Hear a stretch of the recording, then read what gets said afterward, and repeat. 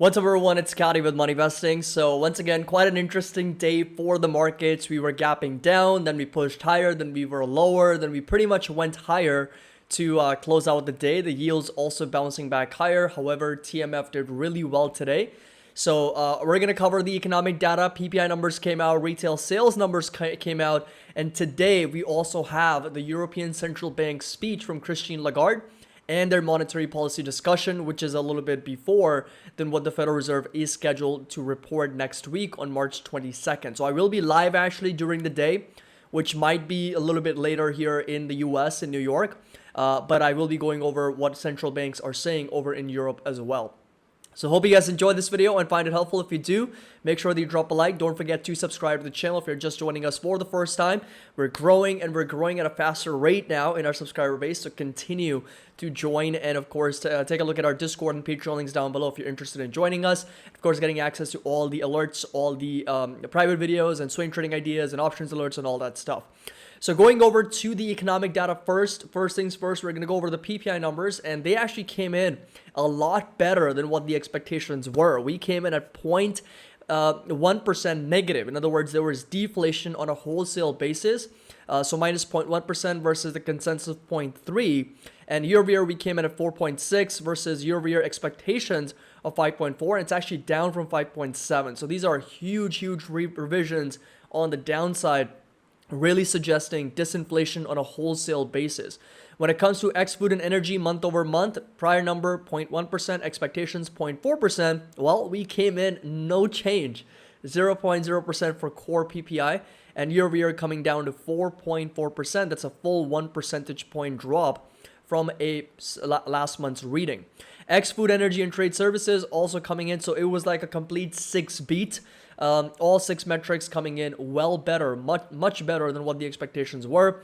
Retail sales also declining a little bit, so we came down negative 0.4%. In other words, retail sales contracted in the month of February versus the consensus of negative 0.3%, and last month's revised number was 3.2%, which was incredibly strong, keeping the Federal Reserve very hawkish. Jerome Powell even cited retail sales in his testimony in front of the Senate. X vehicles, we declined 0.1%, and X vehicle and gas, we were pretty flat, not changing at 0.0% month over month. This right here is mortgage applications. So week over week, we increased 6.5% and 7.3%. So once again, we're seeing a little bit of demand come back in as mortgage rates are starting to rotate back lower. Prior week, we also saw very substantial demand at 7.4 and 6.6% for composite and purchase index, and refinancing activity, although a little bit lower and shy than what we saw past week, 4.8%, still a pretty good number. Now, this right here is going to be the Governing Council of the ECB, the European Central Bank Monetary Policy Meeting in Frankfurt, Germany. This will happen on March 16th, so today, and it will happen at 2:45 Central European Time. I'm not sure what that's going to be over in New York or LA, but this is going to be happening today, so I will be live to cover the press conference and, of course, go over the monetary policy decisions, the statement, and the projections as well, all of which will be released at 2:15 p.m. Then we got 3 p.m. and 3:45 p.m. in a matter of about an hour and 30 minutes in the afternoon Central European time. So again, very important. We'll be covering that as well because of what happened with Credit Suisse. Now, talking about Credit Suisse, they will be borrowing up to $54 billion from the Swiss National Bank after the Saudi National Bank pretty much mentioned that they are not going to invest anymore or inject any more capital into the business. So Credit Suisse announced that it will be borrowing up to 50 billion Swiss francs or 53 billion US dollars from the Swiss National Bank under a covered loan facility and short-term liquidity facility. I actually did a video on Credit Suisse earlier today, and according to that report, their CEO, I can't pronounce his name, I think it's ARKK Kroner, mentioned that they don't need any liquidity. Their interest coverage ratio is pretty good. They are well capitalized, and they mentioned that they don't need any liquidity. In my opinion, that was full of BS if they are borrowing $53 billion from the Swiss National Bank after today, after the biggest lender that they had, Saudi National, fell through and is not lending them any more assistance or not providing them any more funds. So that something to think about. A risk gauge for European banks is surging after SVB collapse. Here are the worst impacted, and this is going to be the credit default swaps. Talked about it in my other video as well, and you'll notice that the CDS, a type of financial derivative, which is kind of like an insurance and rises in value as the risk of default also increases for the banks or any underlying security in this case. Swiss lender Credit Suisse saw the largest jump at more than 5.3 percentage points to 7.8% on its one-year CDS rate since the start of the month. We talked about it during my other video, so you can check that out there. And these are some of the other banks which pretty much got another huge change in basis points in terms of their CDS rates. Credit default swaps, again, these are derivatives, insurance policies that rise in the sort of expectations that these banks will default on their obligations. So we got Banco BPM, we got Banco de Sabadell, Barclays, Deutsche Bank, we got UNI Credit over in Italy, KBC Group, we got Intesa San Polo, NatWest Group as well. So a lot of European banks seeing their CDS rates spike a little bit. Now, amid all this banking crisis, Cathie Wood is getting a lot of flows. She is getting inflows into her funds. So $397 million were flowed. $397 million worth of new money just inflowed into ARK ETFs Tuesday alone, notching the biggest one-day inflow since April 2021. And again, investors could be piling into the innovation fund under the belief that the Federal Reserve will pause and will no longer be hawkish anymore, considering all the financial crisis we are going through. And that was the whole idea behind my other video, where we talked about there's two massive decisions coming up. One of them is going to be from the ECB. It's gonna give us a little bit more insight into what the Federal Reserve may do next week, considering what ECB ends up doing today. So if European Central Bank once again raises rates, then the probability for the Fed also raising rates may actually go up a little bit slightly. But again, we'll find out, right? Two big decisions coming up from both the ECB and the Federal Reserve going into next couple days here. So this is what the heat map looks like. Financials and energy, industrials really selling off, and some of the big tech names, Microsoft, Google, Meta, Amazon, Netflix, and Apple doing really well and pushing higher. Electric vehicles and auto manufacturers were also down. Semis were very much back and forth, with IT and software and cloud services pulling back on the day as well, with utilities and consumer defensive doing really well. So today's liquidity flow tells me that this was a very, very risk-off environment, and what we are really seeing, and you might asking yourself, how can it be risk-off if tech doing really well? If you really think about it, it wasn't cloud or it wasn't software and high growth tech. It was more stable growth tech, such as Google, such as Meta, such as Microsoft, right? And then you have a whole section over here in consumer defensives, and utilities doing really well. So it wasn't really a risk on day. It was a very, very risk off environment, with a lot of sectors were obviously down. Banks were down, semis were down, IT was down, software application, industrials, energy, materials. And then, of course, we had the bond yields coming down as well, as investors flock away from equities over to bonds. Investors who were in equities were mostly consolidating towards the bigger names, because that's where quote unquote safety might perceived to be. This again is the entire market. So energy getting a huge bloodbath because we saw a huge drop in crude oil prices. We talked about it during our live stream. Industrials rolling over, basic materials were down, financial stocks were down, semis, consumer cyclicals, except for Amazon. So again, there wasn't a lot of momentum intraday. Communication services leading, utilities were higher, defensive were higher, and a little bit of big tech with Microsoft and Google and Meta that kind of fall under comm services, and Amazon and Apple slightly pushing higher. Tesla was down on the day. So pretty brutal over the last 1 week, and pretty bad over the last 1 month as well, as all 11 sectors in the S&P 500 are red at the moment.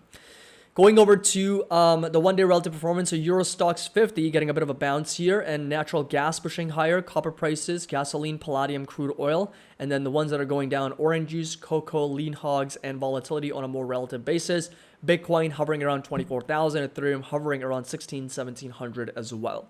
So this right here was the market. Nasdaq flat, S&P 500 down 70 basis points, and the Dow Jones down about 280 points, with the yield sitting now under 3.5%. Volatility was up 10% on the day. However, we have been struggling a little bit. Every time the VIX gets up to 29, 30 levels, we see a drop right back down, and buyers to step in the market, right? Last couple of days, what we have really seen is a huge gap up or gap down. But intraday, even though we might have seen some momentum lower, we have seen buyers stepping in towards the last few hours of the day. Same thing happened yesterday Same thing happened today. Same thing happened for the Dow and the S&P 500 as well. Buyers are present. They are stepping in towards the end of the day, but the day itself is pretty bearish because we have seen, pretty much couple days this week as being super red. And going over to crude oil, we're now down to under $68. We in fact came perfectly down to as low as $65.72. If you take a look at that candle, man, that's pretty crazy. So this right here was a support level that we were talking about, right? So that was the next area of support, next area of demand to watch for crude oil. In fact, we came down to 65.64.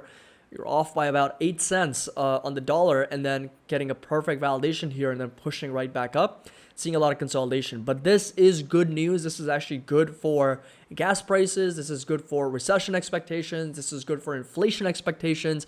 And we're coming down to the same level as we were back in December of 21. It's been a little over a year since we've seen these levels. So it's good news that crude oil prices are actually finally rolling over and breaking down below this sort of consolidation pattern where we were trading between 70 and 80. Now we're finally starting to see a bit of a breakdown below this level and come down to low 65s. Talking about the yield curves, again, the 10-year yield, 0.84%. The spread is very, very close to turning positive between the 10 and the 2 years. So, of course, it is still negative, down negative 47 basis points, but we are seeing a pretty substantial move back up as 10-year rates come down and 2-year rates also come down, but a lot more aggressively because, again, when you talk about flight to quality, investors don't really want to park their cash for 10 years, right? They're much rather prefer 2 years, have that liquidity, have that flexibility, and if they're getting paid more, why not go after the 2-year rate? So as more investors gravitate towards the 2-year versus 10-year, 2-year rate bond prices go up a lot and yields come down, and hopefully they will come down below the 10-year rate, and as a result, the bond market will stabilize instead of what the bizarre we're seeing here. In other words, the spread negative, suggesting a potential recession in the economy in 2023. Now going over to the markets, S&P 500 here getting a little bit of a bounce back up. So green candle on a red day, 3 back-to-back green candles. So like I said, buyers are present. They are stepping in. However, we're still seeing red days. So it's kind of like a tug of war between the buyers and the sellers. It's kind of like very, very indecisive right now. So we'll again pay attention to what the market does and where it goes and what the Federal Reserve does. They're also going to be releasing their summary of economic projections next week. But support level is going to stay put at 37.74. This right here is going to be that level. And we've got a resistance all the way up to 4,100 for the S&P 500. So that's going to be pretty much the range within which S&P 500 is trading at the moment. Talking about the NASDAQ, and NASDAQ also getting a little bit of a bounce from this previous lower high. So that right there was the level that, we were getting rejected at previously from back in January of 22, consistently getting rejected and selling off. And now that level is acting as a very good support for us. So we are seeing a bit of a bounce back higher from these levels. Futures are green. They are very, very green. So we'll see if the NASDAQ can continue to push higher. 3 green candles consecutively on the last 3 days here, and the next resistance is going to be all the way up to 12,280. That's exactly where we got rejected back in the beginning of February, and since then we have fallen about 10% from those levels. Talking about Apple here, and Apple also consolidating sideways. This right here is the box that we talked about. Lots of consolidation, just trading sideways here at the moment. Resistance is going to stay put at 157, 158. So that right there are going to be some levels to watch for Apple. And support level is going to be at this higher low. So this right here is going to be that ascending support to watch for Apple at the moment. And again, the support level is going to stay put at 135, close to 134. Those right there are going to be levels to watch. So right now we're seeing a lot of consolidation sideways.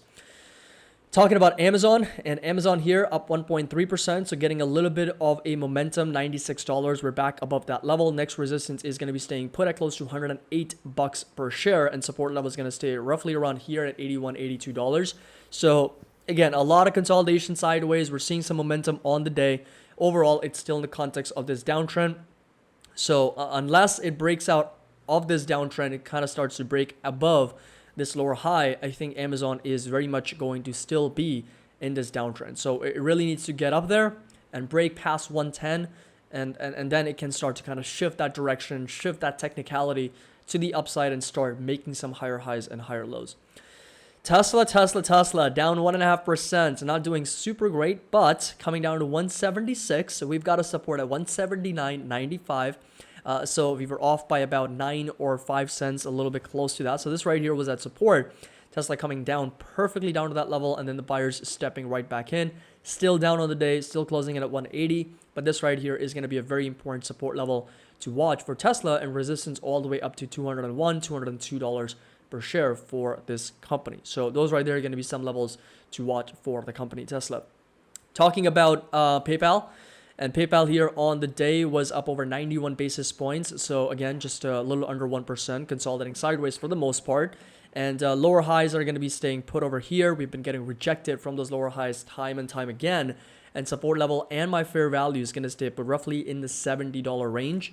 Like 70s is where my fair value is, and even $67 is going to be a very strong support level to watch for PayPal moving forward. Talking about Square seeing a bit of a momentum back up, 0.6% gain on the day. We've got a big resistance sitting right over here, so that's going to be inside this red rectangle for us to watch for Square, sitting roughly at $83 to $86, $89 per share. Support level is going to stay put at $58, $59, all the way down to low 50s for Block moving forward. So that's pretty much the range within which it's been trading at. If it does come down to $59 or $51 per share, I would be very much interested in taking advantage of a potential long swing trading opportunity for Square. Talking about NVIDIA, and NVIDIA here, just still pretty reluctant, not really coming down, up another 69 basis points, continues to push higher, and we are tapping onto its higher high once again, and the negative divergence continues to play through. So it's a very, very stubborn stock. The award for the most stubborn stock goes to NVIDIA without a doubt. Not pulling back, no cares in the world. Doesn't matter how overvalued it is. Doesn't matter how overbought it is. Doesn't matter how negative divergence are playing out. Nope, it just wants to go up. Absolutely wild.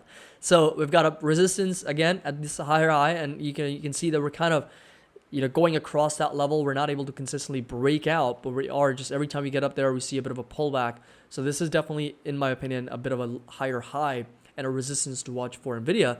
If you do break past this level, then 292 is going to be that next resistance to watch for this stock.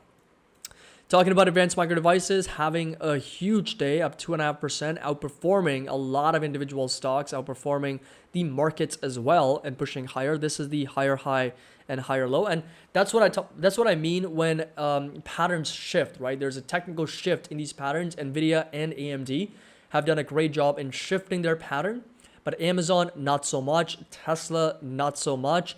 A lot of big tech companies, not so much, because they're still trading in the context of a lower high and a lower low. So, NVIDIA and AMD have done a really good job in kind of shifting and breaking out of that overall trend. And this is the new trend that they're trading in, which is a higher high and higher low, right? So this is the new potential uptrend that they are pretty much following. So next resistance is going to be here. That's the higher high for AMD, sitting roughly at around $96, $97, and support level is going to stay put at this higher low, sitting roughly at $74, $75. Talking a little bit about Meta, and Meta also pushing higher up to 197. It's up another 2% after yesterday's rally of 7%.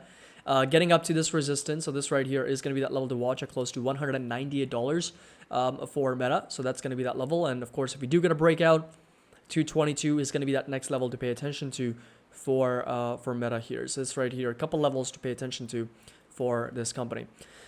Netflix getting a bit of a bounce, not a surprise, because we were talking about this during our market update videos. The last couple of videos, I mentioned that there is going to be potentially maybe a oversold bounce, considering how oversold Netflix was. It was selling off quite aggressively, so down a little bit over 24-25%. RSI MACD now starting to push right back up. So we're seeing a little bit of momentum back up, and I wouldn't be surprised if this continues a little bit. And of course, the next target and that resistance is going to be back up to $379, $380 for Netflix. Talking about Google, and Google here also continues to push higher, up over 2.4%, so very strong day. Next resistance is going to be that lower high. That's going to be in line with this resistance here. We've gotten rejected at the level. That's exactly what I'm talking about in terms of the lower high and lower low, right? Google's also trading in that downtrending channel, and it hasn't been able to break outside of this trend and have that technical shift so far yet. So again, that's going to be that lower high, sitting roughly at $104, $105. Talking about Microsoft, and Microsoft here pushing up 1.78%, so a little over $265. So next resistance is going to be sitting roughly at $292, $293. So this right here is going to be that level to watch as a resistance, and support level is going to stay put at 218 for Microsoft moving forward. Lots of consolidation sideways, but those right there are going to be some levels to watch as a resistance and support. Of course, my fair value sits all the way down to 220s for Microsoft. And last but not least, we got Shopify and green candle on a red day, so down about 59 basis points, so slightly pulling back, but this right here is going to be that higher low for Shopify, and the next resistance all the way up to $54, $55 for Shopify moving forward. So hope you guys enjoyed this video and a complete update on the markets. We do have very important decisions coming up from the ECB and the Federal Reserve, and let me know your thoughts and comments down below.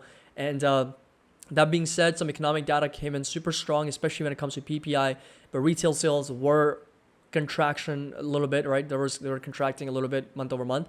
So that's going to be a potential sign of a recession, indicators or signs of potential recession in the future. So we have to keep a close eye on that as well, and where the valuation is and the earnings multiple end up trading at. So hope you guys enjoyed this video, find it helpful. If you do, make sure that you drop a like. Don't forget to subscribe to the channel. If you're just joining us for the first time, the link to our Discord and Patreon is going to be down below. It's always happy investing. I'll see you all in the next video.